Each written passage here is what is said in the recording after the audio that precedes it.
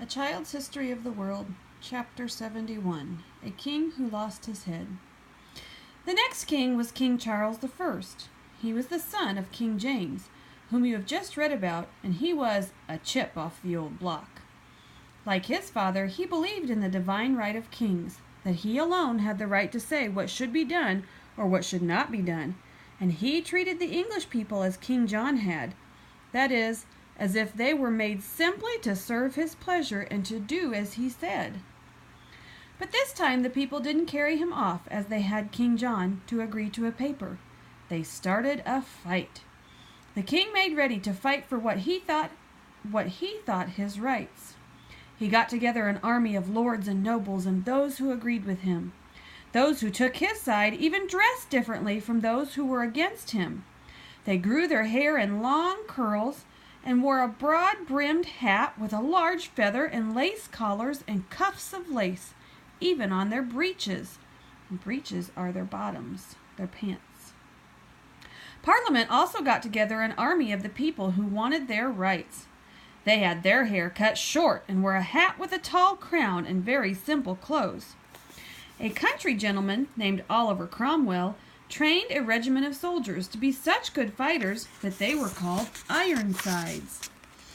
The king's army was made up of men who prepared for battle by drinking and feasting. The parliamentary army prayed before going into battle and sang hymns and psalms as they marched. At last, after many battles, the king's army was beaten and King Charles was taken prisoner. A small part of Parliament then took things into their own hands, and though they had no right to do so, they tried King Charles and condemned him to death.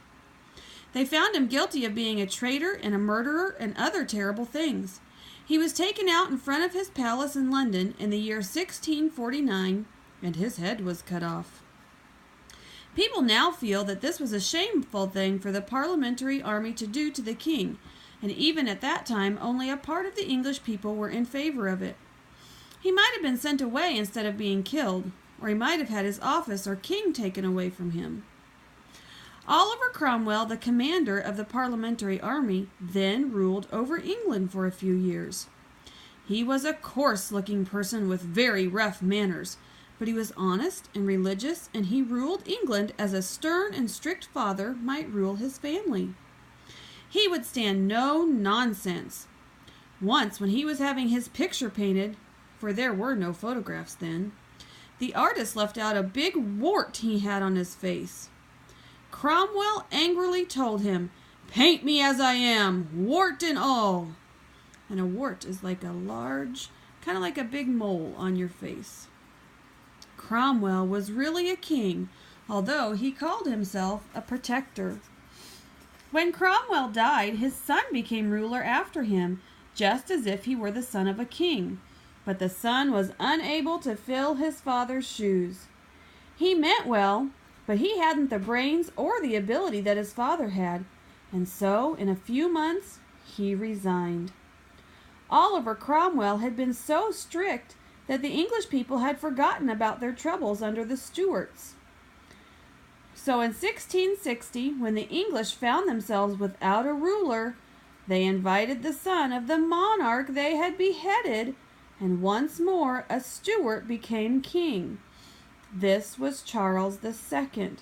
If you remember last time we read, they told us that there was no one to take over as king, and so they brought a cousin in from another country, and he was the Stuart.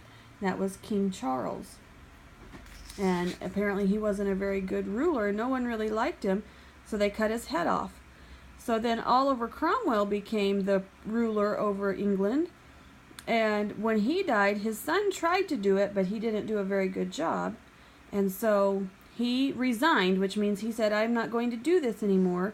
And the people invited another Stuart to come and be their king. So this was Charles II now. Charles was called the Merry Monarch because all he seemed to think about was eating and drinking, amusing himself, and having a good time. He made fun of things that were holy and sacred. To revenge himself on those who had put his father to death, he had those of them who were still living killed in the most horrible way one could think of. Those that were dead already, Oliver Cromwell among them, were taken from their tombs and beheaded. In his reign, that old and terrible disease, the plague, broke loose again in London. Some people thought that God had caused it, that he was shocked by the behavior of the king and his people, especially toward holy things, and that he was punishing them. The next year, 1666, a great fire started and burned up thousands of houses and hundreds of churches. But the Great Fire, as it was called, cleaned up the disease and dirt and was therefore really a blessing. London had been a city of wooden houses, but now it was rebuilt of brick and stone.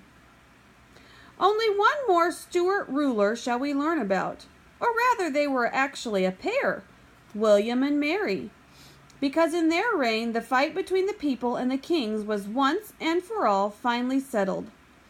In 1688, Parliament grew up an agreement called the Bill of Rights, which William and Mary signed. This agreement made Parliament ruler over all the nation, and ever since Parliament, not the king, has been the real ruler of England. This was called the Glorious Revolution. It was glorious because there was no war. And that's the last of the Stuarts being rulers over England.